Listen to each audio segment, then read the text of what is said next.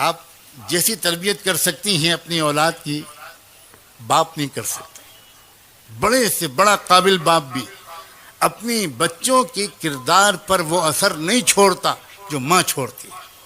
اور بالکل صحیح کہا تھا مولانا عمرین صاحب نے، جتنے کامیاب افراد دنیا کی تاریخ میں بنے ہیں، آپ محدثین کی تاریخ دیکھو، آپ مفسرین کی دیکھو، آپ فقہا کی دیکھو، آپ مشائخ صوفیہ کی دیکھو، آپ ادبا کی دیکھو، جتنے بھی زندہ دل اور مؤثر شخصیات دنیا میں پیدا ہوئی ہیں، ان کی تربیت میں ان کی ماں کا حصہ ان کے باپ سے اکثر زیادہ رہا۔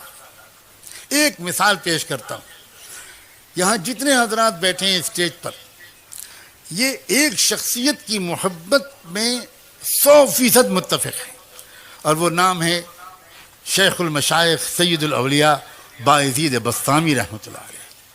عجیب شخصیت گزری ہے بایزید بسطامی کی، کوئی حدیث کی اور تصوف کے کوئی سلسلہ بایزید بسطامی کو نظر انداز کر کے رحمت دو عالم صلی اللہ علیہ وآلہ وسلم کے دور تک نہیں پہنچتا۔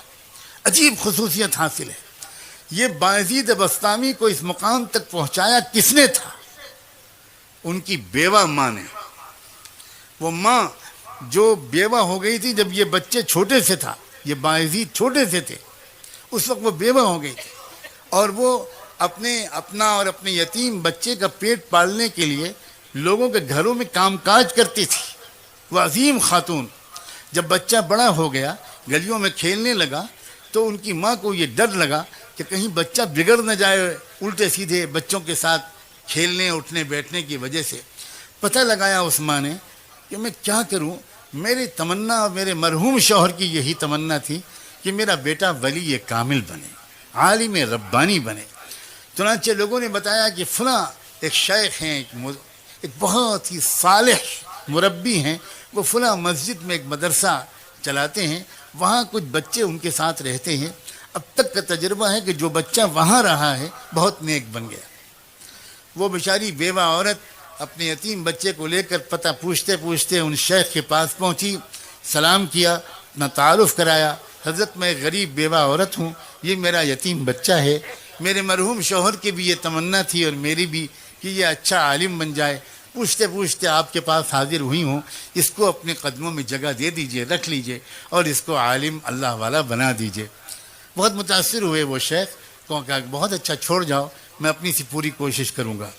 جاتے جاتے اس عورت نے ایک عجیب قسم کی درخواست اور پیش کی۔ اس نے کہا حضرت ایک گزارش اور ہے، پہلی بار یہ بچہ اپنی ماں کی گود سے نکل کر کہیں باہر آ کر رہے گا، اسے میری یاد بہت ستائے گی، جلدی جلدی یہ چھٹی مانگے گا، میری درخواست یہ ہے کہ آپ اسے چھٹی مت دیجیے گا، کیونکہ میرے پاس آئے گا اس کی توجہ بڑھ جائے گی، میرے پاس تو آپ اس کو تب بھیجیے گا جب یہ اللہ کا ولی بن جائے۔ انہیں بہت حیرت ہوئی کہ عجیب اللہ کی بندی ہے، بہت قدر آئی۔ انہوں نے کہا کہ بہن تم نے بہت بڑی بات کہی ہے، جاؤ دعا سے میری مدد کرنا، میں اپنی طرف سے پوری کوشش کروں گا۔ وہ چلی گئیں، وہ بچہ پڑھنے میں لگ گیا، کچھ مہینے گزرے، جب برداشت سے باہر ہو گیا تو اس بچے نے اپنے استاد سے درخواست کی کہ حضرت بہت دن ہو گئے، مجھے اپنی امی کی بہت یاد آ رہی ہے، مجھے ایک دن کی چھٹی دے دیجیے، ایک دن کی، میں وعدہ کرتا ہوں کل واپس آ جاؤں گا۔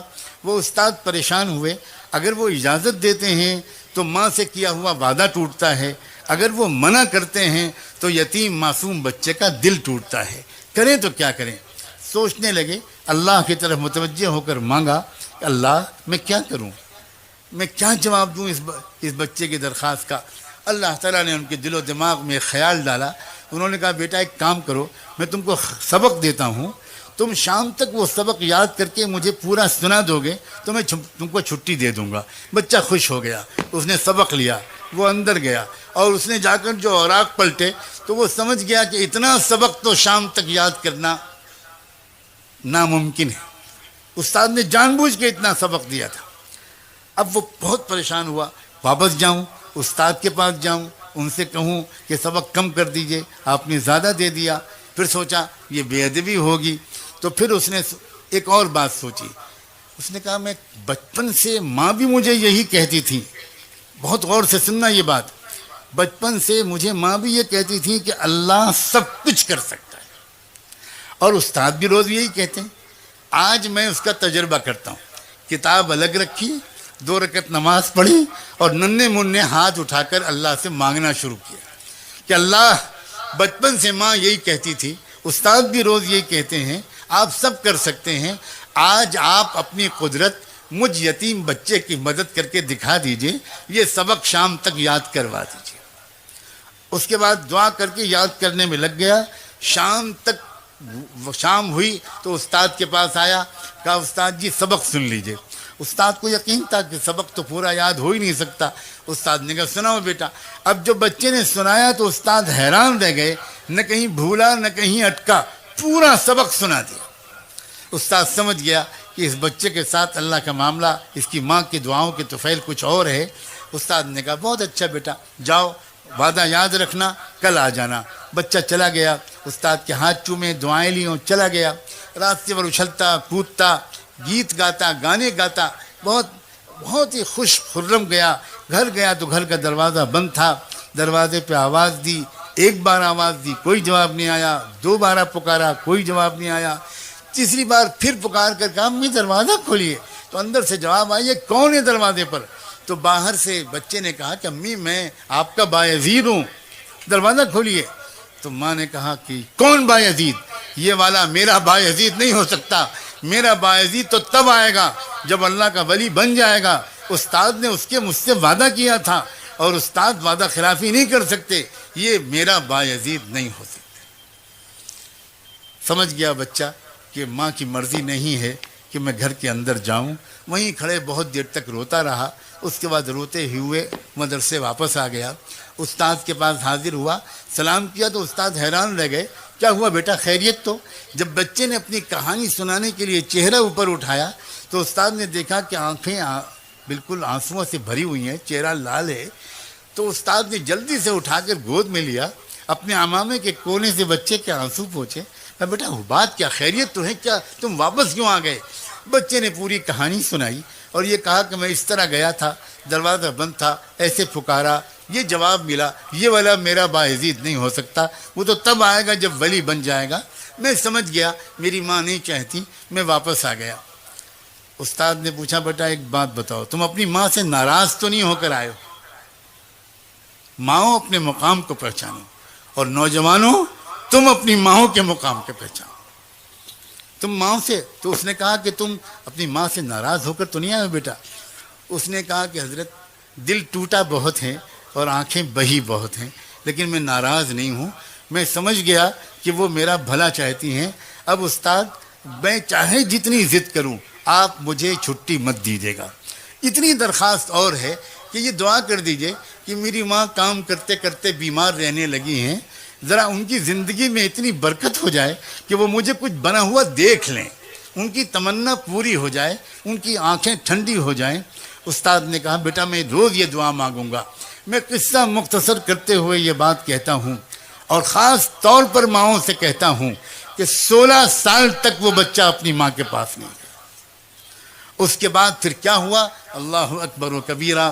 ایک رات تھی، تہجد کے وقت، تہجد کی نماز پڑھ کے وہ استاد ذرا آرام کرنے کے لیے لیٹے تو ان کو زیارت ہوئی رحمت دو عالم صلی اللہ علیہ وآلہ وسلم کی، اور آپ نے اپن شیخ سے اس رویائے صالحہ میں، اس بابرکت سچے خواب میں یہ فرمایا کہ دیکھو وہ جو جنید ہے، وہ جو باعزید ہے، نوجوان تمہارے یہاں، اس کی تربیت مکمل ہو گئی اور اس کو ولایت کبریٰ کا جھنڈا دے دیا گیا۔